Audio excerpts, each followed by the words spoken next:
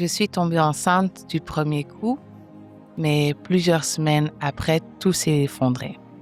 On pense toujours que le plus dur, c'est tomber enceinte, mais on nous explique rarement qu'est-ce qui peut arriver pendant une grossesse, si on peut le perdre, oui ou non. J'avais jamais imaginé faire cette vidéo, surtout sur cette page où je parle plus de business, immobilier, mais Dieu m'avait vraiment mis à cœur de témoigner de ce que j'ai vécu pour pouvoir enfin avoir un enfant. Donc voilà, je le fais. Tout a commencé en 2019, l'année où je me suis mariée. Et avec mon mari, on s'est dit les premières années, on va se focaliser sur notre carrière.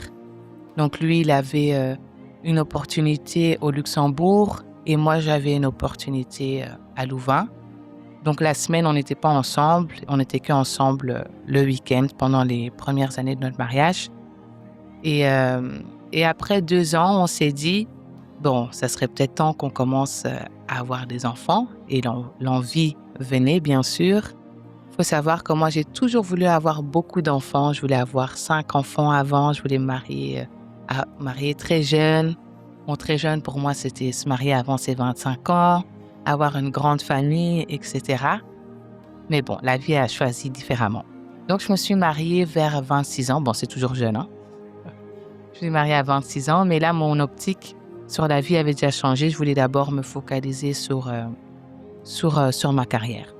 Et donc, après 2 ans, on s'est dit, on va se lancer pour avoir des enfants. Et Dieu merci, la première fois, ça a tout de suite pris. Je suis tombée enceinte, j'étais super contente, j'avais fait un test. Le test que tout le monde fait à la toilette, je l'ai fait, on voit les 2 barres, on est heureuse. On prend le rendez-vous avec la gynécologue. Et j'étais partie chez la gynécologue avec ma mère. C'était une connaissance à elle. Et tout se passait bien, elle voyait bien qu'il y avait quelque chose. Et donc 2 semaines après, il fallait retourner. Et là, j'étais partie vers 2 mois, oui, que je suis repartie, 2 mois et demi, pour un autre rendez-vous de suivi. Et là, elle dit, je vois pas bouger, le cœur ne bat pas.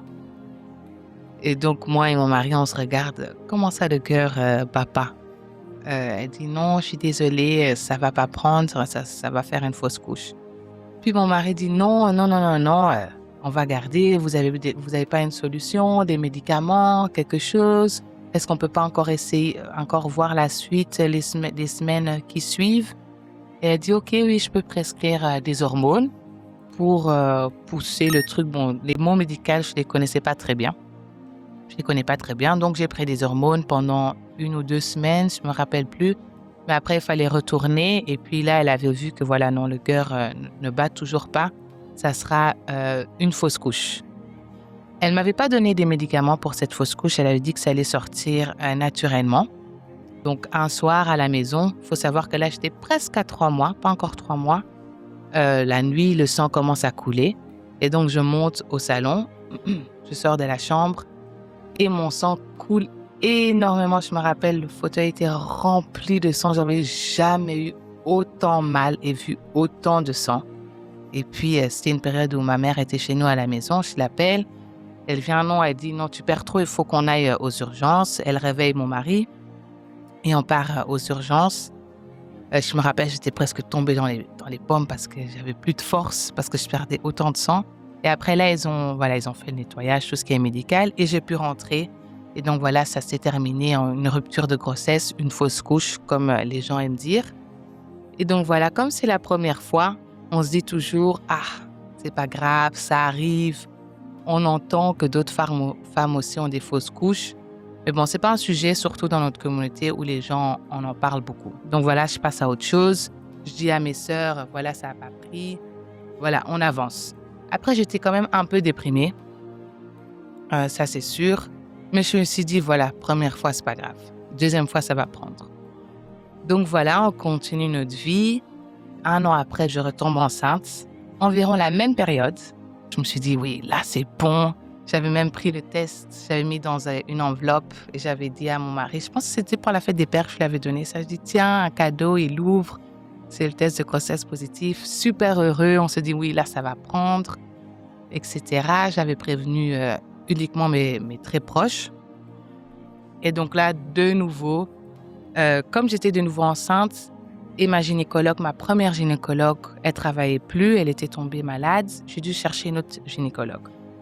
Et pour avoir un rendez-vous avec la gynécologue, parfois, il faut attendre 1 mois. Mais moi, je voulais être sûre que tout se passe bien. Donc, j'avais appelé tous les hôpitaux où je pouvais avoir un rendez-vous. Et je suis tombée dans un autre hôpital de Bruxelles où je suis partie. Et là, j'avais fait un rendez-vous et donc elle regarde et de nouveau la même chose. Elle dit non, ça va pas prendre. Je me rappelle dans cet hôpital, j'étais tellement choquée. Je voyais le petit truc dans mon ventre. Je dis ah, je dis comment ça va pas prendre? Je dis non, ça doit prendre. Elle dit non, madame, je suis désolée, ça n'a pas pris. Voilà, c'est une fausse couche. Je vais vous prescrire des médicaments. Comme ça va partir plus facilement et vous n'allez pas trop souffrir. Je me rappelle, je sors de là, je commence à pleurer dans les toilettes. Je dis bon. Je suis au milieu de Bruxelles. J'ai pas envie que les gens me voient pleurer. Voilà, je sèche mes larmes. Et je rentre à la maison. Je dis à mon mari, voilà, ça n'a pas pris. Ça sera de nouveau une fausse couche. Et là, j'étais vraiment dégoûtée. Allez, en gros, oui, j'étais dégoûtée. Et puis, ça travaille aussi ta foi. Parce que tu dis, non, voilà, Dieu va faire. Voilà, il n'y aura aucune femme stérile, il dit dans sa parole. Et donc, pourquoi chez moi, ça ne fonctionne pas? Et donc, je commençais à me poser 36 000 questions. Et après, le temps passe. Donc là, on est déjà à 4 ans de mariage. Les gens commencent à te regarder. Tu commences à avoir des commentaires. C'est pas qu'ils veulent être méchants, je pense. Mais c'est juste que les gens ne se rendent pas compte de ce que des couples peuvent vivre. Et donc, je dois prendre cette pilule pour enlever... Bon, moi, je disais toujours le bébé, mais bon, il y a les autres qui appellent ça embryon. Mais quand tu cherches un enfant, dès qu'on te dit que c'est bon, tu dis déjà que c'est ton bébé. Donc, pour moi, c'était déjà un bébé à laquelle j'étais attachée. Et donc, le jour où je dois prendre ce médicament, personne n'était au courant. J'étais à la maison. Ding dong, ma sœur est là. Je dis, oh, ça se fait qu'elle est là. Et je me rappelle, j'étais même pas encore lavée. Il était 13h. J'étais déprimée. La maison était sale. Elle dit, coucou. Je dis, oh. Et puis, elle me dit, mais qu'est-ce que t'as? Et puis, je dis, non, ça n'a pas pris, je dois reprendre un médicament. Et elle, franchement, c'était comme un signe de Dieu pour dire, ça va aller, parce qu'elle n'était pas au courant. Et donc, ça m'avait vraiment donné une paix que ma prime a été là. Elle était restée avec moi, j'avais pris le médicament et tout ça. Et donc, voilà, la fausse couche s'enclenche, je commence à reperdre du sang, je dois reprendre un rendez-vous chez une autre gynécologue, chez qui je voulais faire un suivi, parce que c'était une privée qui m'avait tout enlevé, qui m'avait tout nettoyé. Elle me dit, bon, comme ça fait déjà 2 fausses couches, normalement, il faut attendre 3 fausses couches pour faire les grands tests. Elle m'a dit, je vais déjà lancer les tests parce qu'il y a quelque chose, je sens qu'il y a quelque chose qui fait que tu as toujours des fausses couches. Je dis, OK, faisons les tests. On doit prendre des prises de sang, etc. Et puis là, elle voit qu'il y a le problème vient de chez moi. Et donc, elle me disait, non, il faudra que tu passes par la PMA pour plus avoir de fausses couches et pour que ton enfant tienne et surtout pour pas avoir un enfant malade. Je me dis, la PMA, j'avais déjà entendu parler de ça, mais je savais pas trop c'est quoi en fait la PMA.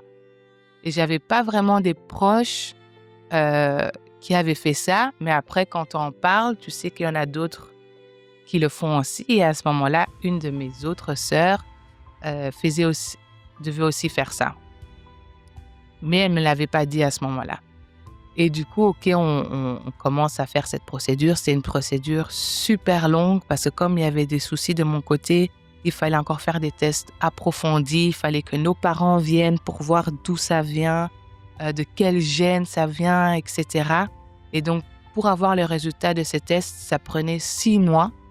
Donc, ça a vraiment travaillé ma patience parce que déjà, je n'ai pas de patience.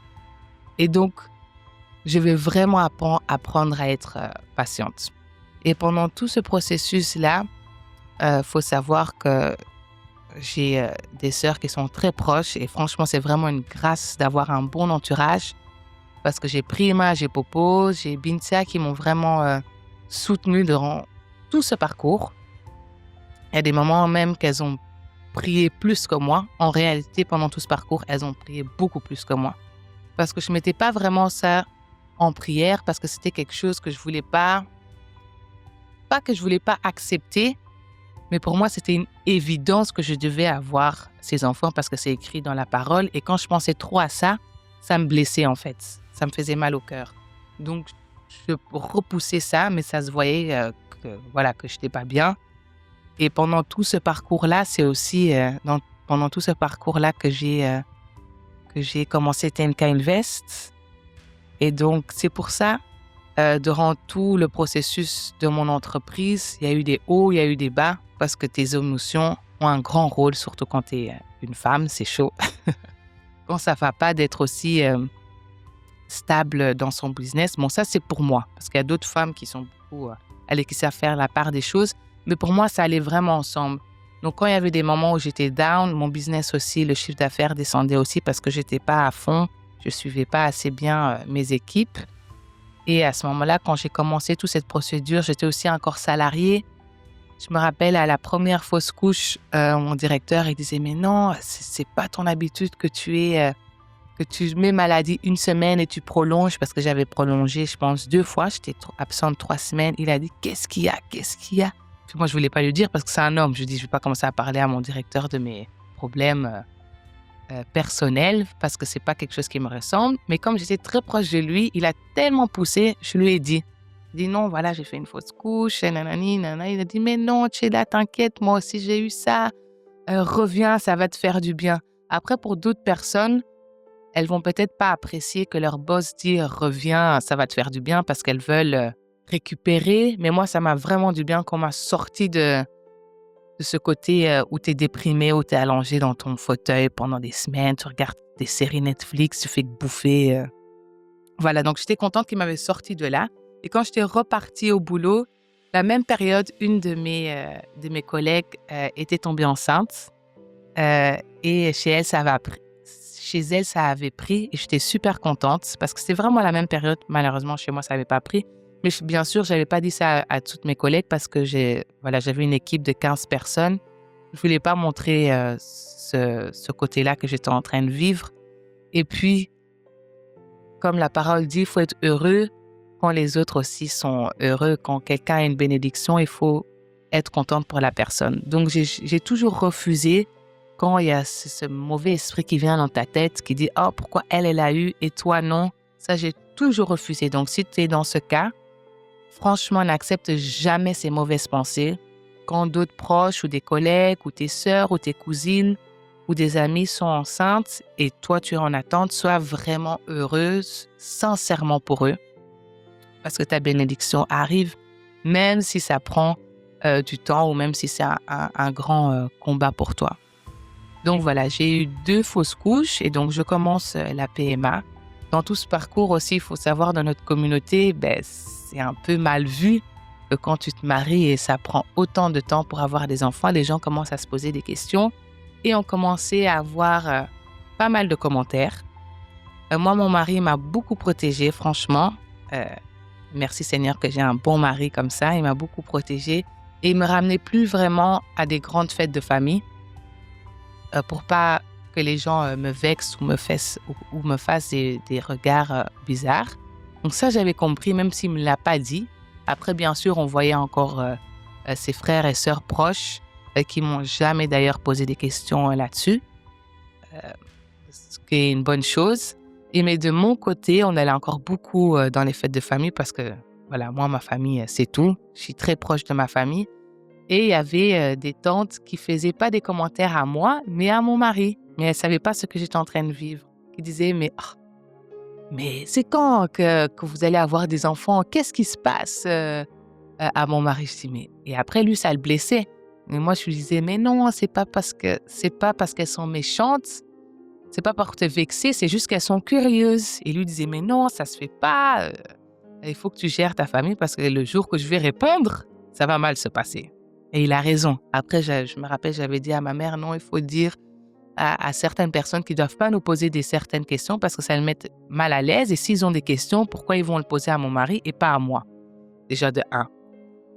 Et puis sinon, pour le reste, ma mère, ma grand-mère et mes autres mamans, quand je dis mes autres mamans, les sœurs de ma maman, ont énormément prié pour qu'on ait des enfants. Franchement, il y avait des chaînes de prière. Elles étaient toujours là en train de m'encourager. Et donc ça, c'est aussi vraiment une grâce. Leurs prières aussi ont fait énormément de choses. Et puis, il y a aussi les choses un peu, on va dire, un peu dans l'excès. Je me rappelle, ma grand-mère, comme je suis sa petite fille aînée, je suis l'aînée de toute la famille, la première qui s'est mariée, mais celle qui n'a pas pu donner d'enfant. Euh, bon, maintenant, si, hein, mais à l'époque, j'ai pas pu donner d'enfant. Elle, ça l'a travaillé énormément. Donc, ma grand-mère, c'est une femme de prière. Chaque jour, 3 heures, 4 heures du matin, j'ai des notifications. Ding dong, ding dong. Ma mémé qui m'envoie des prières parce que c'est vraiment une femme de foi. Et elle me disait toujours, non, tu mérites d'avoir tes enfants et tout ça. Et puis moi, je disais, mais oui, ça va venir. Mais je ne lui avais pas tout expliqué. À un moment donné, je lui ai expliqué. Et puis, je me rappelle quand j'étais partie au Congo toute seule pour Think Invest. J'étais venue chez elle, bien sûr. Et je savais qu'elle allait me faire des choses. Elle me dit, non, bon, maintenant, on va écrire des lettres. Tu vas aller dans chaque église de la famille, parce qu'on ne prie pas tous dans la même église, avec une offrande et ta lettre, et chaque pasteur va prier pour toi. Je dis, mais non. Je dis, j'ai pas envie. Je dis, je vais déjà dans mon église, et quand je viens ici, je vais dans l'église de Tantine, et c'est tout. Je vais pas aller dans toutes les églises et commencer à qu'on prie sur moi pour les enfants. J'ai pas envie que les gens me touchent. Elle dit, ah, mais tu es là, il faut. Tu dois avoir des enfants. Et puis un jour, j'arrive chez elle et je vois un monsieur dans le salon. Je dis, elle là, elle me fait un coup. Je vais dans sa chambre, je dis, mais ça va, oui, oui. Elle dit, bon, il y a ton grand-père qui est là au salon, il va prier pour toi. Je dis, mon grand-père que je n'ai jamais vu. Je dis, je le connais pas. Je dis, mémé, je dis, non, je veux pas qu'on me touche. Je t'ai déjà dit, je veux pas. Non, mais laisse-le seulement prier, il va pas te toucher. Je dis, ok. Donc, le monsieur est venu, il a prié en lingala. Bon, j'ai que compris la moitié. J'ai seulement dit Amen à la fin, comme ça, je lui ai fait plaisir. Et un autre jour, comme elle insiste, elle m'a fait boire l'huile d'onction, une cuillère de l'huile. Seigneur, une cuillère d'huile d'onction que j'ai jamais bu de l'huile d'onction, je savais même pas qu'on buvait ça. Je pensais que c'était que pour oindre. J'ai bu ça après, elle a pris l'huile, elle a massé sur mon ventre. Elle a déclaré des paroles pour dire que non, ma petite fille portera des enfants au nom puissant de Jésus. Elle a prié, elle a prié, elle a prié. Moi, j'étais là seulement comme ça. Amen. Parce que pas que j'avais plus la foi, mais ça commençait à me fatiguer, tous les remarques et toutes les prières, même si c'est une bonne chose. Hein, grâce à ces prières, l'enfant est venu. Mais c'est fatigant parce que tout le monde commence à se mêler de ta situation, en fait. Et donc voilà, j'avais accepté la prière et la vie continue. Je reviens en Belgique et je commence le processus de la PMA. Il faut savoir que la PMA, c'est super. Allez, pour moi, il y en a pour qui c'est pas lourd. Pour moi, c'était vraiment lourd de devoir faire, de se piquer tous les jours. Et puis moi, mes règles, elles sont pas stables. Donc, je devais aller tous les jours à l'hôpital pour voir si mes règles ne venaient pas, pourquoi ça vient pas, pourquoi il n'y a pas d'ovulation, pourquoi pas ci, pourquoi pas ça. Des termes même, j'ai jamais compris. Je me suis vraiment jamais renseignée de c'est quoi vraiment la PMA parce que je voulais voir ça de loin et pas de près pour protéger mon cœur, une manière de protéger mon corps. Après, avec le recul, je pense que c'est vraiment important quand même de se renseigner sur tout ce qui est fertilité, infertilité, sur tout ce qui est PMA, c'est quoi exactement, c'est quoi les médicaments qu'on nous injecte. En tout cas, moi, on m'a injecté énormément d'hormones, ce qui fait que j'avais pris beaucoup, beaucoup de poids. J'étais toujours comme ça. Déjà, avant de pouvoir tomber enceinte, j'avais déjà pris 20 kilos. Et puis, pendant la grossesse, encore 17 kilos. Donc, en total, 37 kilos que j'ai pris pour avoir cet enfant. Et donc, j'ai fait la PMA. OK, ça se passe bien. Ils ont pu sélectionner au moins 20. Et puis, il faut refaire des tests pour voir qu'ils n'ont pas cette gène qui n'est pas bonne. Et il ne restait qu'un qui était bon. Donc, j'ai dit, sur 20, il n'y en a qu'un qui est bon. Bon, OK, gloire à Dieu. J'avais mis toute ma foi dans cet ovule, je ne sais pas comment on l'appelle, pour qu'ils allaient mettre en moi. Et pour moi, j'étais convaincue que ça allait prendre parce qu'on avait tellement prié. J'avais bu l'huile d'onction. On m'avait oint avec lui. Toutes les prières que mes sœurs ont fait, toutes les prières que mes tantes et ma mère ont fait, je me suis dit, là, c'est bon, en fait. C'est bon. Je vais être maman. Et donc, c'est le 3e essai qu'on essaye de faire. Et avant ça, j'étais aussi partie encore une autre fois au Congo pour le mariage de ma tante. Il y avait toute ma famille. Et durant la bénédiction pour le mariage de ma tante, c'est fou, le pasteur dit oui, maman, il y a une maman qui pleure énormément ici parce que sa fille n'arrive pas à avoir d'enfant. Je dis, j'étais assise comme ça. J'ai dit ça. Tout le monde doit savoir qu'il parle de moi.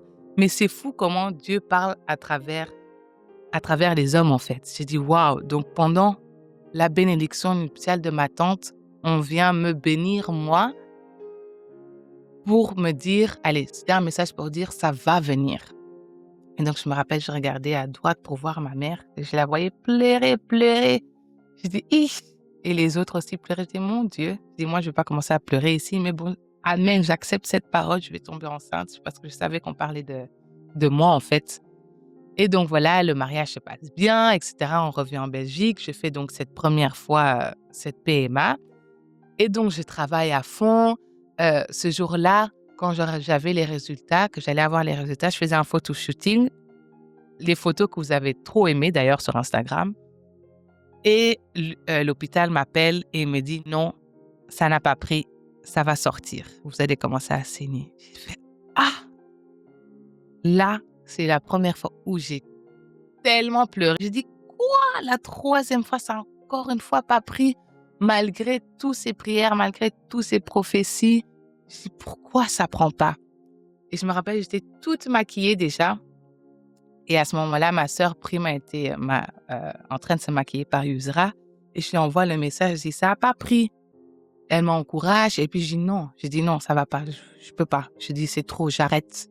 Et puis, elle vient. Moi, je suis en larmes. Tout mon maquillage avait déjà coulé. Le photographe qui arrive, il me voit un peu moitié en pleurant. Ma sœur qui dit, bon, maintenant, on va mettre ça de côté. On a pris un rendez-vous pour faire des photos business. On va faire ces photos business. J'ai beaucoup aimé qu'elle était là. Parce que si c'était une autre personne, j'aurais peut-être annulé le shooting, j'aurais pas eu mes photos, j'aurais perdu de l'argent. Mais elle sait très bien faire la part des choses. Et donc, elle m'avait encouragée. On a fait ces photos comme si de rien n'était. Yusra m'a remaquillée, elle m'a enlevé mes larmes, etc. Sur certaines photos, tu peux voir, bon, je ne les ai pas utilisées, tu peux voir ma tristesse. Mais sur d'autres photos, voilà, ça ne se voit même pas. Personne n'avait remarqué, de toute façon. Et après ça, je rentre et j'appelle mon père. Je dis, oui, papa, ça n'a pas pris. En pleurant. Je dis, non, ça n'a pas pris. En néerlandais, het heeft niet genomen. Ik stop ermee. Donc, je lui dis, j'arrête. Moi, c'est trop. Tant pis, je n'aurai pas d'enfants. De toute façon, j'ai déjà des enfants à travers mes nièces et mes neveux. Je les considère comme mes enfants. Et puis, mon papa commence à pleurer. Je dis, ah! Et puis, je me suis tout de suite ressaisie. Je dis, non, papa, il ne faut pas pleurer. Parce qu'il me disait, si tu dois avoir tes enfants, tu le mérites. Et c'était la 2e fois que j'ai vu mon père pleurer. La première fois, c'était il y a plus de 20 ans quand il avait perdu son oncle. Et là, c'est la 2e fois. J'ai dit, pour que mon papa pleure, c'est que c'est vraiment chaud. Et puis, je me suis dit, en fait, ce combat ici, c'est pas uniquement mon combat, c'est vraiment un combat familial parce que tout le monde est touché à travers cette situation. Je rentre à la maison, je dis à mon mari, voilà, ça n'a pas pris. J'ai tellement pleuré. Et là, je me suis mise à genoux. Je me suis dit, bon, à partir d'aujourd'hui, je vais prendre cette situation sérieuse et je vais commencer vraiment à prier à fond. Parce qu'avant ça, je ne priais pas vraiment trop pour ça. Hein. Ce n'était pas quelque chose, comme je disais, c'est plus mes mamans et mes sœurs qui ont plus prié pour ce sujet que moi-même. Et donc là, je m'étais mis à genoux. J'ai dit, là, Seigneur, je ne peux plus. J'ai dit, si tu ne m'aides pas, si tu ne me fortifies pas, j'arrête et je n'aurai pas d'enfant et c'est comme ça. Et là, cette nuit-là, Dieu m'a vraiment reconfortée. Et là, j'ai vraiment attrapé confiance. Et j'avais même dit à ma tante, une de mes tantes, maman Olive, en disant, voilà ce qui s'est passé, je veux plus, c'est chaud. Elle m'a dit, non, attends, telle tante va t'appeler pour t'expliquer son histoire. Et une autre tante m'appelle. Elle me dit, mais Chila, pourquoi tu pleures? Je dis, comment ça je pleure? Je dis, ça fait déjà 3 fois que j'essaye, ça prend pas, j'ai perdu du sang, j'ai pris du poids, je prends des hormones, je suis fatiguée, j'en peux plus. Moralement, j'en peux plus et physiquement aussi, j'en peux plus. Elle me dit, mais toi, tu peux pas pleurer? Je dis, toi, tu connais les histoires des autres mamans? Je dis, non. Et puis elle me dit, moi, ça a duré 10 ans avant que j'ai eu mon premier enfant. J'ai regardé, j'ai dit, pardon, 10 ans? Je dis, hé, pardon, Tandine, pardon, j'arrête de pleurer. J'ai dit, mais pourquoi vous ne dites pas en fait ce que vous vivez ou ce que vous avez vécu pour nous fortifier? Et donc, elle m'avait expliqué son histoire, qu'elle aussi, elle devait passer par la PMA, mais finalement, elle a eu, par la grâce de Dieu, un enfant sans la PMA. Et qu'elle, à l'époque, c'était beaucoup plus dur parce que elle habitait au Congo et c'était très cher venir en Europe pour faire la PMA parce qu'au Congo, c'était pas encore assez évolué. Et donc, elle a dit, euh, sois conscient de la grâce que tu as parce que tu es en Belgique, les soins sont remboursés, tu as la mutuelle, voilà, tu es dans des bonnes conditions. Or qu'il y a d'autres femmes qui essayent d'avoir des enfants qui n'ont pas les mêmes chances ou les mêmes grâces que tu as. Et je dis, ah oui, c'est vrai quand même. Et ça m'avait beaucoup fortifiée. Et c'est à ce moment-là que j'ai aussi commencé à écouter d'autres témoignages des femmes qui ont vécu la même chose que moi, qui ont parfois dû attendre beaucoup plus longtemps que moi, parce que moi, en finalité, ça a duré 4 ans. Et on a d'autres où ça a duré 6 ou 7 ans ou 10 ans ou qui sont encore toujours dans l'attente. Et donc, ça m'avait énormément fortifiée. Et donc, dans ma prière, je disais à Dieu, si tu me donnes ne fût-ce qu'un enfant, je témoignerai publiquement euh, de ta bénédiction et de ta gloire, que tu dois recevoir toute la gloire parce que c'est grâce à toi que j'aurai eu cet enfant. Et j'avais dit dans ma prière, soit je vais écrire un livre sur ça ou voilà, j'avais jamais pensé à faire une vidéo en tout cas. Mais en tout cas, j'avais dit que j'allais témoigner. Ça, c'est la seule chose que je devais faire si Dieu me donne un enfant. Et donc, c'est reparti pour la PMA. Vu que je n'avais qu'un, je vais tout recommencer la procédure avec les piqûres, etc. Aller à l'hôpital presque quasi tous les jours pendant un moment. Et donc, on reprend. Et donc là, de nouveau, il y en a pas mal qui sont sortis, ils devaient faire les tests. Et là, j'en avais plusieurs qui étaient bons. Et donc, on me remet en moi un nouvel ovule ou embryon, je ne sais pas trop quoi, mais on me remet en nouveau quelque chose en moi pour tomber enceinte. Et c'était juste avant un voyage que je devais aller au Kenya. Le vendredi, je suis partie à l'hôpital pour... c'est des mini-opérations où on vous le remet et après, tu dois rester quelques heures à l'hôpital. Et le lendemain, j'ai pris l'avion. Et je ne peux pas dire que j'avais cette foi à 100% pour dire que ça va prendre. J'étais plus dans le sens, soit ça prend, soit ça ne prend pas. Gloire à Dieu. Et donc, on est parti au Kenya, etc. Et quand je suis revenue, j'ai dû aller à l'hôpital pour faire le suivi. Et voilà, il m'avait dit que ça a pris. Dieu merci, ça a pris. Mais j'y croyais pas encore à 100%. Parce que quand tu as eu plusieurs fausses couches, tant que tu passes pas ce cap des 3 mois, tu n'y crois pas à 100%. Et je me rappelle, mes sœurs, elles me disaient, mais on dirait que tu te rends pas compte que tu es enceinte, en fait. Je dis, si. J'avais même annoncé à certains par message. Elles me disaient, mais quoi, tu me dis ça par message? J'ai dit, ah, pardon, j'aurais dû t'appeler. Mais c'est parce que je voulais pas. Pas que je voulais pas, mais je n'étais pas convaincue à 100%. Et ça, malheureusement, durant presque toute ma grossesse. Tant que je ne sentais pas bouger ce bébé dans mon ventre, j'avais toujours un doute. Et ce doute-là, c'est pas bien de l'avoir, mais après, c'est humain. Il faut vraiment beaucoup déclarer sur sa vie et sur son enfant pour dire que cet enfant va tenir. Et voilà, par la grâce de Dieu, ça a tenu.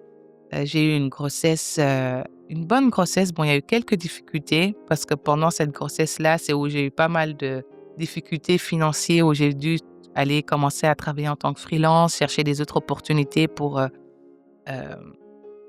avoir plus d'entrées dans mon entreprise. Mais ça a été par la grâce de Dieu. Dieu m'a fortifiée. J'étais aussi tombée gravement malade pendant le 2e trimestre. J'étais allongée pendant 1 mois. J'étais hospitalisée presque 1 mois où j'ai eu une infection, où j'ai eu aussi une petite opération.